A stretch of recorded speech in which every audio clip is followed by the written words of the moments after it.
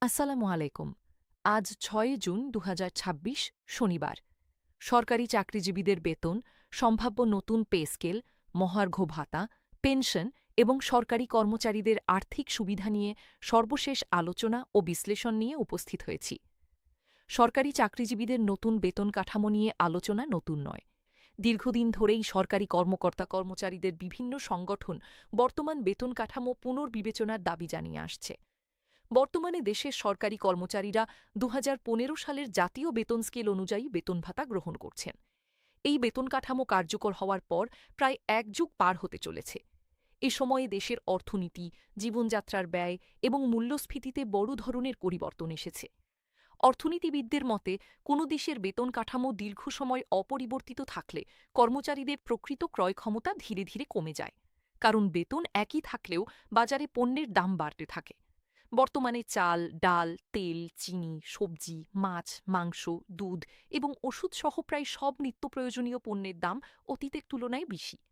একই সঙ্গে বাসা ভাড়া, বিদ্যুৎ বিল, গ্যাস বিল এবং শিক্ষা ব্যয়ও বৃদ্ধি পেয়েছে।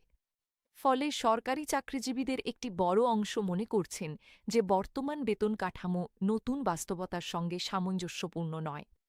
এদিকে মহার্ঘ ভাতার বিষয়টিও আলোচনার কেন্দ্রবিন্দুতে রয়েছে।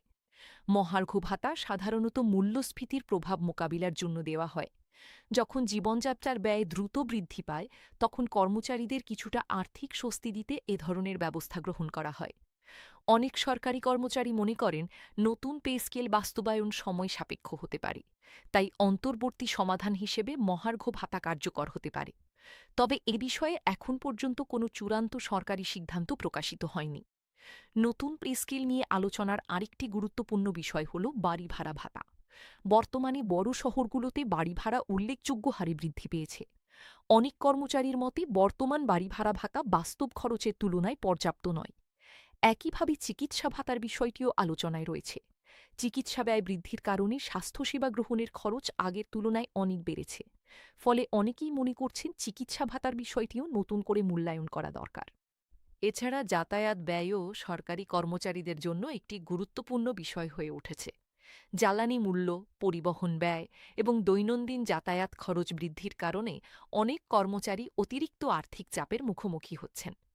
অন্যদিকে অবসরপ্রাপ্ত কর্মকর্তা-কর্মচারীরাও বিষয়টি গভীরভাবে পর্যবেক্ষণ করছেন। কারণ নতুন বেতন কাঠামো কার্যকর হলে ভবিষ্যতে পেনশন এবং অবসরকালীন অন্যান্য সুবিধার ক্ষেত্রেও পরিবর্তন আসতে পারে। বর্তমানে হাজার হাজার পেনশনভোগী তাদের আর্থিক নিরাপত্তার বিষয়টি বিবেচনা করে এসব আলোচনার দিকে নজর রাখছেন। বিশ্লেষকদের মতে নতুন পে স্কেল বাস্তবায়নের ক্ষেত্রে সরকারের সামনে সবচেয়ে বড় চ্যালেঞ্জ হল আর্থিক সক্ষমতা।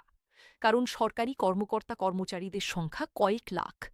ফলে বেতন বৃদ্ধি মানেই সরকারের বার্ষিক ব্যয় উল্লেখযোগ্য হারে বৃদ্ধি পাওয়া।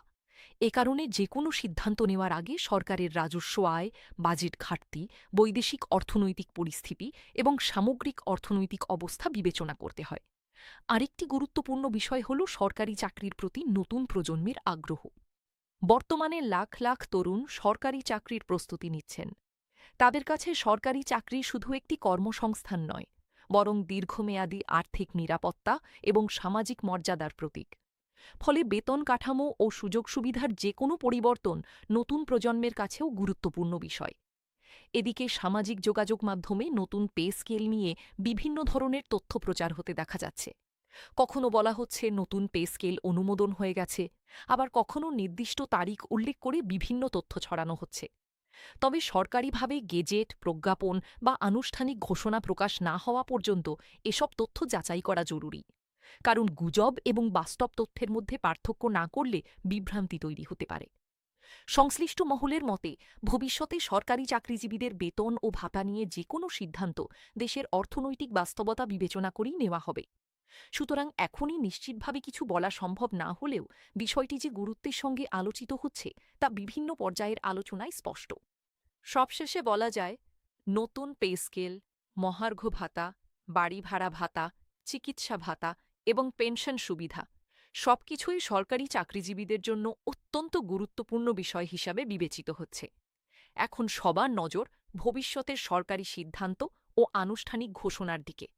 এ বিষয়ে নতুন কোনো নির্ভরযোগ্য তথ্য প্রকাশিত হলে বিস্তারিত আপডেট তুলে ধরা হবে। আজকের মতো এখানেই শেষ করছি। সবাই ভালো থাকুন, সুস্থ থাকুন। আল্লাহ হাফেজ।